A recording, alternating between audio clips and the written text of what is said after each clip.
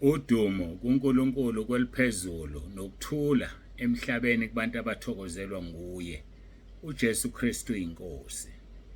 Siyambonga uNkulunkulu wethu kakhulu, siyamdumisa ukuba asihlanganise ngalendlela namhlanje. Siyambonga kakhulu.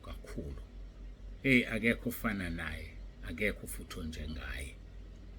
Busisiwe nendlebe yokuzwa, olalelayo ezwe lokhu umoya kukhulumayo phakathi kwethu. Ubusisiwe lo muntu, ubusisiwe lo muntu. Uma-ke ubusiso uNkulunkulu kusuke kusho ukuthi all over yourself kubhalwa izulu, yongena ezulwini wena. Angeke kubusisa uNkulunkulu bese ungangena ezulwini. Ngakho-ke siyambonga uNkulunkulu wethu kakhulu, siyamdumisa ukuba nje sikwazi ukuhlangana ngalendlela, sikwazi ukushare izwi lakhe. Sibamukele bonke abaqalayo, abasanda ukufika, abasanda ukungena. Sinemukele ekhaya lezwi. Usekhaya lezwi-ke uma usegroupini, usekhaya lezwi uma usegroupini. Bese kuba khona-ke ibandla intaba yendlu kaJehova kuyabonelelwa, esisebenzisa i-emblem yalo ekhaya lezwi. Kodwa awukho ebandleni uma usekhaya lezwi. Ngicacise leyo nto, awukho ebandleni. Nami ngisekhaya lezwi, angikho ebandleni. Mangisebandleni ngiba ngaphandle kwekhaya lezwi, ngoba kuhlangene amabandla amaningi ekhaya lezwi, maningi ngendlela emangalisayo. Kunabefundisi abaningi, bafundisi bethu ba over 600 abakhona la. So uyabona-ke ukuthi sibaningi kanjani.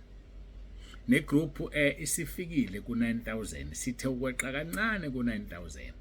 Sine-target ka-10,000 by 26 March kuwo lo nyaka.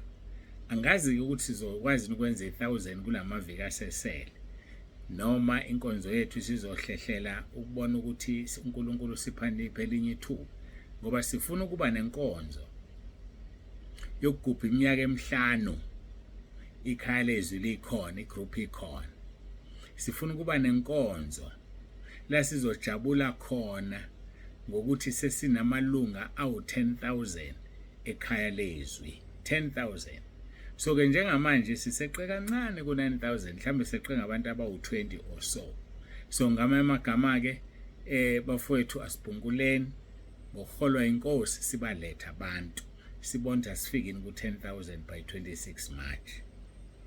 Kodwa inkinga esizoba nayo phela ile ukuthi kufanele sifike ukuze siplanele inkonzo, ngoba nami ngeke kusize ukuthi manifike mhla 24 March bese ngithi inkonzo mhla 26, niplane nini? Anikwazi ukuplana. Kodwa ke siphushe sibone ukuthi ngeke nasize uNkulunkulu sihlanganise u-10,000 kusasela amaviki amabili noma amathathu ukuze sikwazi ukuplana ukuthi cha inkonzo yethu ikhona. Kodwa-ke uma ingabangabikho ngamkhola uNkulunkulu uzosisiza, sizoba nayo kuwo lo nyaka inkonzo yokuqeda iminyaka emihlanu. Kodwa nje i-birthday yekhaya lezwi ingomhla ka-26 March, ngoba saqala mhla ka-26 March kuvala izwe ngonyaka ka-2020. So njalo-ke maze u-26 March siqeda unyaka siqala omusha.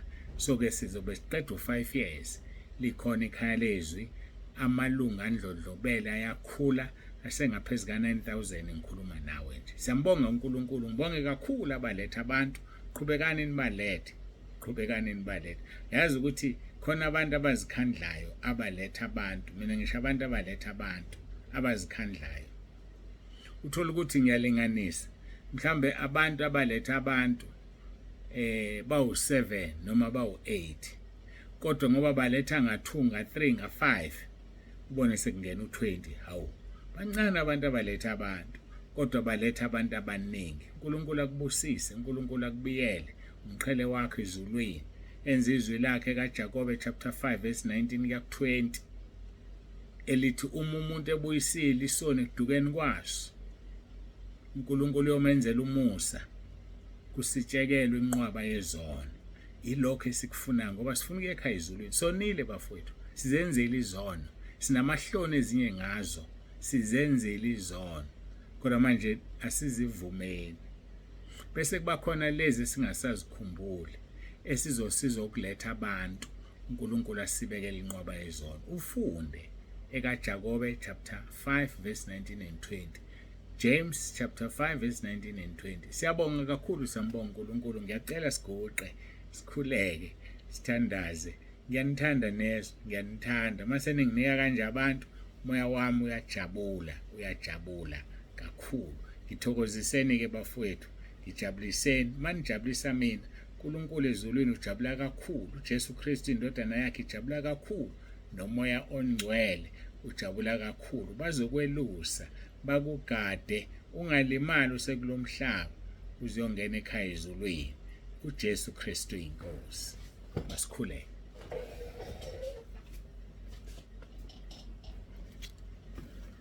Baba, egameni likaJesu ophilayo, uNkulunkulu wethu nomusa, siyazithoba phambi kobuso bakho. Siyabonga nangayo lenkonzo, siyabonga nangalo lolu suku, sibonga ithuba. Siyazi lizodlula, ushilo encwadini yakho Nkosi ezwini wathi kuzindlala yezwi.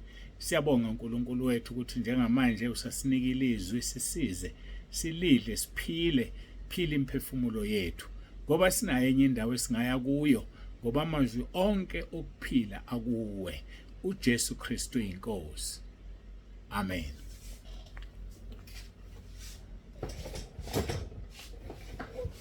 Siyambonga uNkulunkulu wethu kakhulu, siyamdumisa bangcwele. Sizoya ke ezwini lenkosi, siqhubeka nenkonzo yethu yokuphikelela. Ivele yashintsha inkonzo yayizolo, yezwa yashintsha. Wathi take over uNkulunkulu, yavele yashintsha. Asiphikeleleni bafowethu, uNkulunkulu ufuna siphikelele. Mawuphikelele, uphigelela, kuzolunga yonke into. Ukuphikelela, athi uPaul Paul, ngizelulela kokungaphambili. Yabona ukuzelulela, usho ngamagama usuphelile wena wakafiki, uzama ukuzi-extenda, uzelulele kokungaphambili. Ukuphikelela ke lokho. Uphikelela ngisho against all odds. Kodwa uphikelele, izimo zonke ezimelene nawe uphikelele. Wena onjengengane yazalwa ekhaya elihlwempu elingenamali. Bakhona abantu abanjalo, kodwa wathi mayiqala ukukhula kancane aphume ngomgqibelo nangesonto yosebenza ejaldini elithize nelithile, athola imali akhokha ischool fees.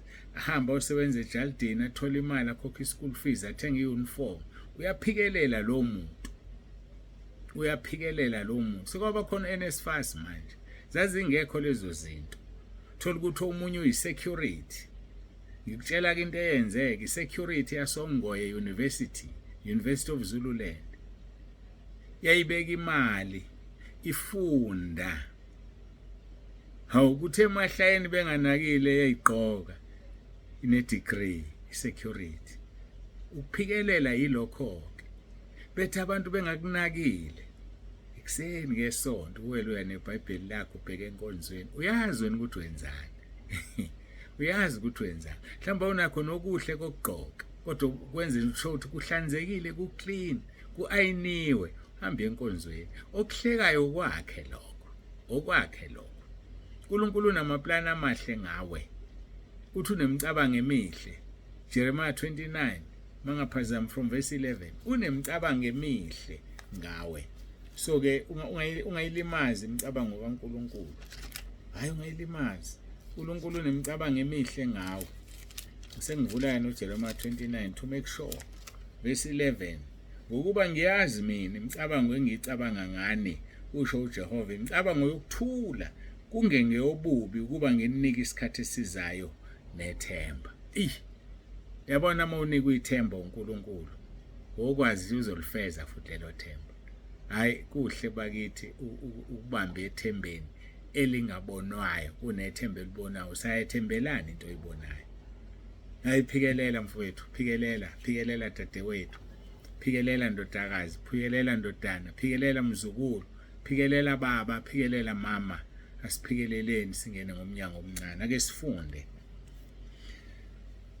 Luka 13 from verse 22. Wayesedlula wahamba imizi ngemizi nemizana ngemizana efundisa eqonde eJerusalema. Umuntu othile wayesethi kuye, Nkosi, bayingcosana abasindiswayo na. Wathi kubo, phikelelani ukungena ngomnyango omncinyane, ngokuba ngithi kini abaningi bayakufuna ukungena bahluleke.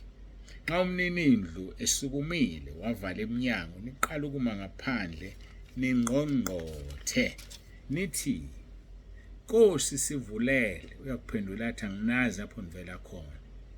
Lapho-ke niyaqala ukuthi sasidla siphuza phambi kwakho wawufundise emgwaqeni yakithi. Athi-ke yena ngithi kini anginazi lapho nivela khona. Sukani kimi nina nonke basebenzi bokungalungi. Anginazi lapho nivela khona. Siyamsana-ke noMatthew chapter 7 from verse 13 othi ngenani ngesango elincane ngokuba isango libanzi nendlela inkulu eyisekubhujisweni baningi abangena khona. Kepha isango lincane nendlela iyindinga eyisekuphileni bayingcosana bayifumanayo. So-ke xwayana abaprofeti bamanga abeza kini bembathiswe kwezimvu kepha ngaphakathi bayizimpisi eziphangayo. Baxwayeni laba profeti bamanga. Baxwayeni, siyaxwayiswa la. Siyaxwayisa. Ngikhumbula uPawulu ethi bazovuka phakathi ebandleni bahunge ukudukisa abafundi. Bayavuka ngempela. uSathane ubatshalile abaprofeti bamanga emabandleni ahlukene. Uwatshalile ama-devil worshippers akhe. Masivula izenzo chapter 20 soqala ku-28 ziqapheleni nina nomhlambi wonke anibeke kuMoya oNgcwele ukuba nibe ngababonisi bokwalusa ibandla likaNkulunkulu azizuzele lona ngegazi lakhe. Verse 29 mina ngiyazi ukuthi emva kokumuka kwami kuza kungena kini izimpisi ezihahayo zingawuhawukeli umhlaba. Verse 30 naphakathi kwenu kuza kuvuka amadoda akhuluma okudukisayo ahunga abafundi ukubalandela. Ebona lento le yenzekile ebandleni lokuqala, izokwenzeka, isazokwenzeka ukuthi umholi uNkulunkulu emthatha kuvuke impisi ezigqokiswe kwezimvu. Kuvuka amadoda ngaphakathi ukudukisa ibandla. Qaphelani, qaphelani abaprofeti bamanga abaningi. Thandaza ucela uNkulunkulu akuphe umoya wokuhlukanisa.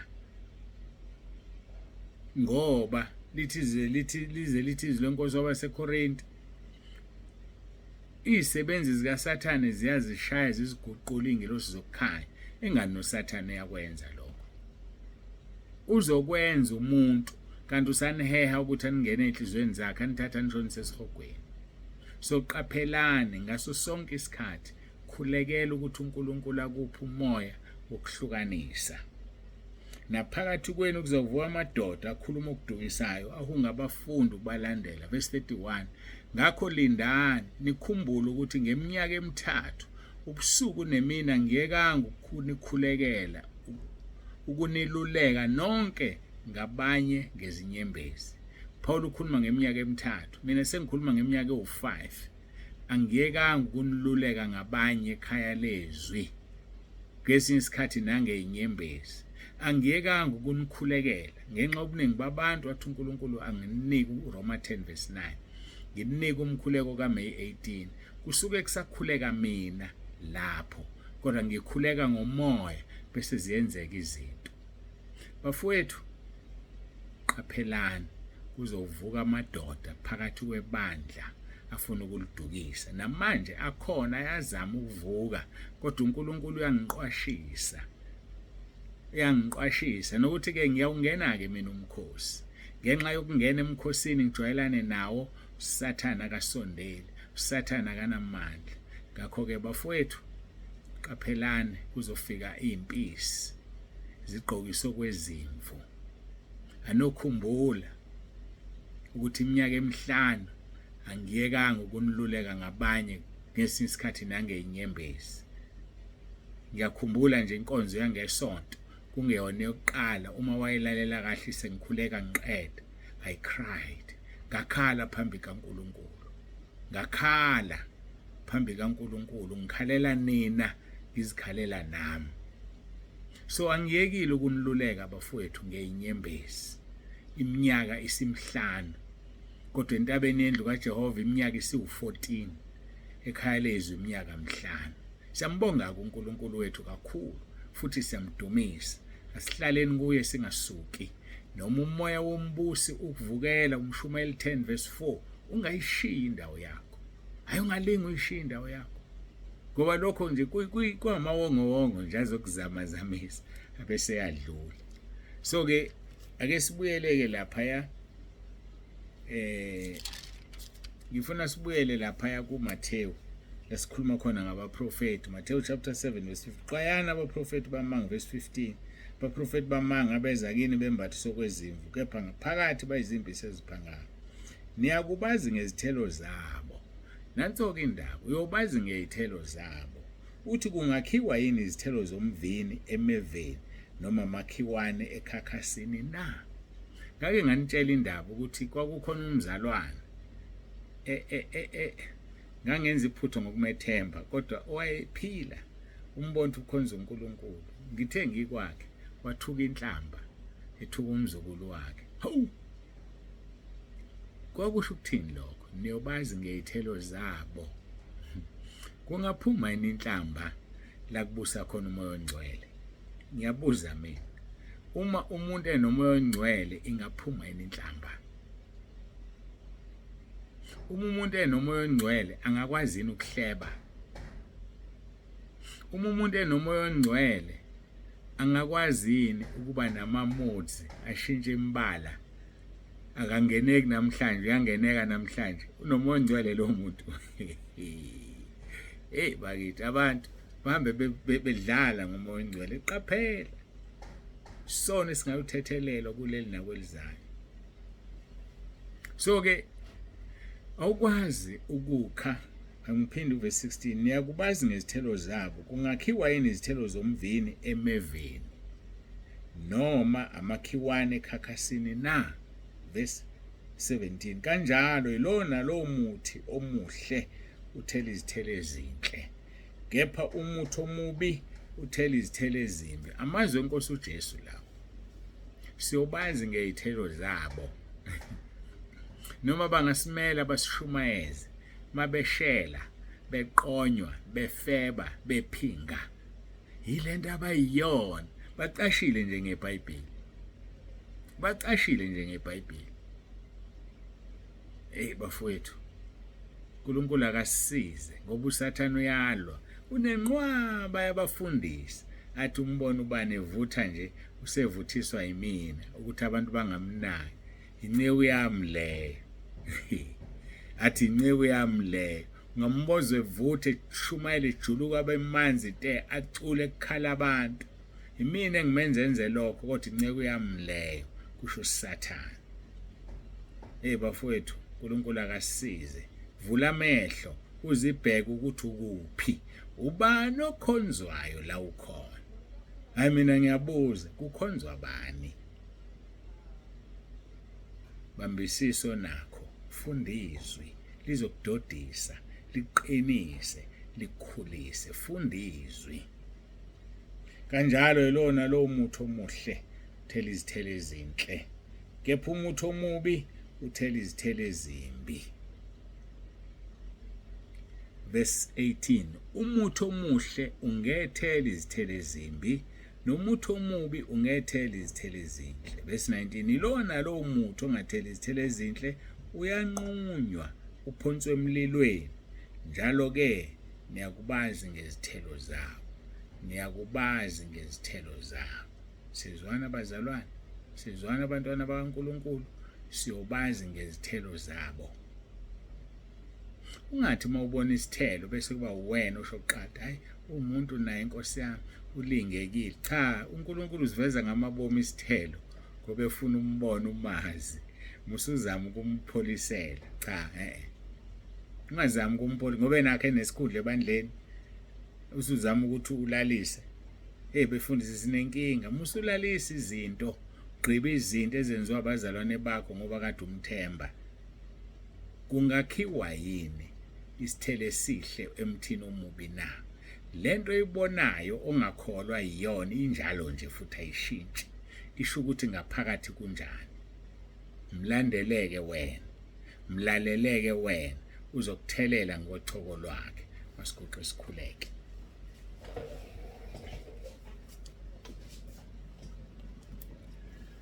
Babongcwele babolungileyo, uNkulunkulu onomusa, siyabonga kakhulu ngale nkonzo, siyabonga, siyakudumisa. Ngiyacela ukuthi usize abantwana bakho bakhule kumoya baze bafinyelele ekulazini iqiniso. Ubaphe umoya wokuhlukanisa ngoba uSathane uphumile nabaprofeti bamanga. Siyacela-ke uNkulunkulu wethu ukuthi usivikele, usibiyele kuze kube usuku esingena ngale ezulwini, njengoba ushilo kwiHubo 125 uverse 2 wathi njengokuba izintaba zihaqe iJerusalema kanjalo abantu bakho uyabahaqa kalokhu kuze kube phakade. Sihaqe Nkosi, sibiyele Nkosi kuze kube phakade. uJesu Kristu inkosi. Amen. Ayike siyambonga kakhulu uNkulunkulu bangcwele, simnikeza udumo lungolwakhe lumfanele. Uma sithi uJesu Kristu inkosi, dumo lonke luya kuNkulunkulu Baba, inkazimulo ya kuNkulunkulu Baba. Baba uNsibande useyavalelisa uthi ube nosuku oluhle, nibe nosuku oluhle lapha ekhaya. Ngiyanithanda ekhaya. uJesu Kristu inkosi.